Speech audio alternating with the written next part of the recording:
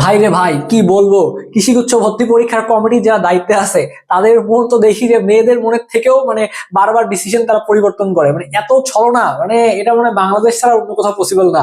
এই যে এত বড় বড় বিশ্ববিদ্যালয়গুলা, তাদের ডিসিশন এরকম হবে কেন? একদম স্ট্রেট ফরওয়ার্ড কথা বলবো, রেজাল্ট আজকে 2টার সময় দিব, 2টার সময়, এত নাটক করার তো সময় নাই। সো আজকে কিছুক্ষণ আগে তাদের ওয়েবসাইটে দেখলাম যে রেজাল্ট 7 তারিখ দেবে না 8 তারিখ প্রকাশ করবে, ঠিক আছে? গতকাল থেকে শুনতেছি 7 তারিখ দেবে, আজকে দেখি 8 তারিখ। আবার এখন সন্ধ্যার সময় হুট করে দেখি যে কৃষিগুচ্ছ ভর্তি পরীক্ষার রেজাল্ট পাবলিশড হয়ে গেছে।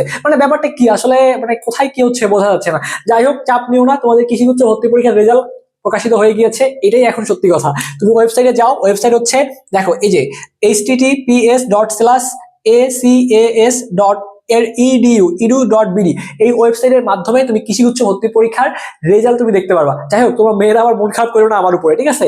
ছেলেরাও ছলনা করতে পারে, মেয়েরাও ছলনা করতে পারে, ডাজেন্ট ম্যাটার, ঠিক আছে? জাস্ট জোকস এর পার্ট, এটা অন্যভাবে নেওয়ার সুযোগ নাই। ওকে, সো এই ওয়েবসাইটের মাধ্যমে তোমরা কৃষিগুচ্ছ ভর্তি পরীক্ষার রেজাল্ট দেখতে পারবা। তো তোমাদের রেজাল্ট কিরকম হয়েছে বা কারা কারা চান্স পেয়েছো, একটু আমাকে কমেন্ট বক্সে কমেন্ট করে জানাই দিবা। ভাইয়া তোমাদের অপেক্ষায় থাকবো, তোমাদের পজিশন গুলা একটু কষ্ট করে আমাদের কমেন্ট বক্সে বলে দিবা।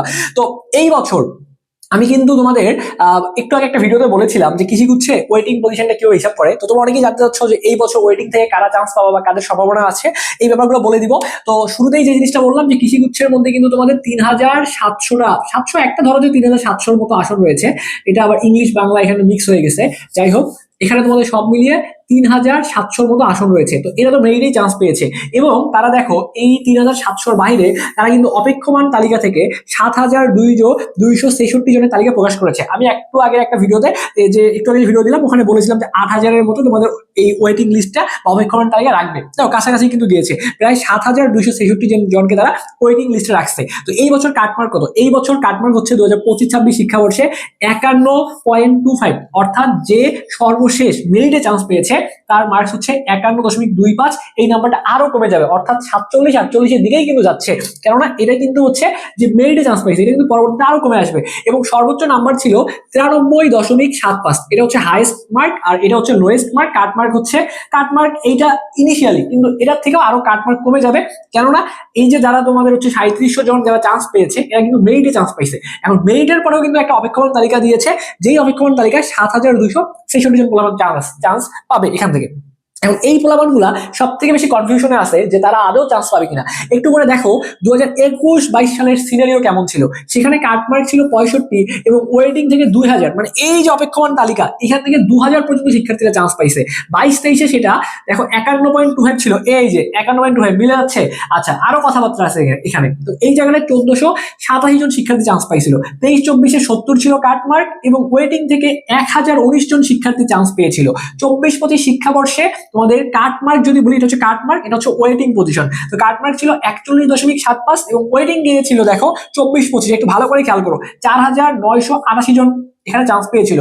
তো এই বছর যেহেতু অনেকগুলো ইউনিভার্সিটি, তোমার ঢাকা ইউনিভার্সিটির রেজাল্টের কার্যক্রম বাকি রয়েছে, তারপরে এইদিকে তোমার হাজী দানেশ, ঠিক আছে, হাজী দানেশের পরীক্ষা বাকি রয়েছে, HSTU, ঠিক আছে, হাজী দানেশের বাকি রয়েছে। এইদিকে তোমার এই যে তোমার কোনটা বাকি রয়েছে, এইদিকে তোমার চট্টগ্রাম বিশ্ববিদ্যালয়ের প্রসেসিং বাকি রয়েছে, তারপরে তোমার এদিকে রাজশাহী ইউনিভার্সিটি বাকি রয়েছে, তারপরে এদিকে তোমার আরো বেশ কিছু ইউনিভার্সিটি বাকি রয়েছে। তো এইগুলোর কারণে কিন্তু ভাইয়া পজিশনটা এবার অনেক দূর থেকেও তোমার চান্স পাওয়ার একটা ভালো পসিবিলিটি তোমার আছে। তো ওই জায়গাটা থেকে আমি যদি তোমাদেরকে বলি, এই বছর 25-26 শিক্ষাবর্ষে তোমার কাটমার্ক যদি বলি, কাটমার্ক দেখবে যেটা 51 থেকে এটা তোমার 47 বা 48-এর কাছাকাছি, ঠিক আছে? এটা তোমার হচ্ছে 47 বা 48 এরকম কাটমার্ক চলে আসতে পারে, 47-ও যাইতে পারে। তো সেই জায়গাটায় এই যে তোমরা যারা ওয়েটিং পজিশনে আসো, তো এই জায়গায় আমি তোমাদেরকে বলবো, তোমরা যারা 3000-এর মধ্যে আসো তারা আশা করি একটা সাবজেক্ট পাবা।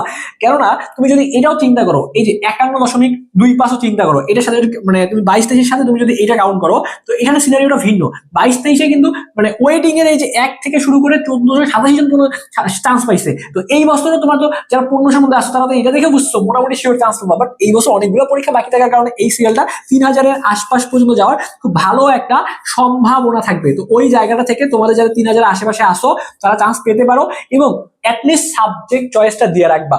সাবজেক্ট চয়েস দিয়ে না রাখলে তোমাদের কৃষিগুচ্ছে পড়ার কোনো সম্ভাবনাই থাকবে না। তো সাবজেক্ট চয়েস দিয়ে রাখো, যদি কপালে থাকে তাহলে আশা করি 3000 পর্যন্ত একটা সাবজেক্ট পাওয়ার ভালো পসিবিলিটি আছে। তো এই ছিল কৃষিগুচ্ছ ভর্তি পরীক্ষার রেজাল্ট নিয়ে সর্বশেষ আপডেট। তোমাদের রেজাল্টগুলো একটু জানাবা, আর যে কোনো পরামর্শ প্রয়োজন যাই বলো না কেন অবশ্যই কমেন্ট করো, আমি তোমাদের কমেন্টগুলো চেক করে রিপ্লাই দিয়ে দিবো। আর যারা এখন আমাদের স্বপ্নের পাঠশালা সাবস্ক্রাইব করো নাই, একটু কষ্ট করে সাবস্ক্রাইব করে আমাদের পাশেই থাকবা। ধন্যবাদ সবাইকে।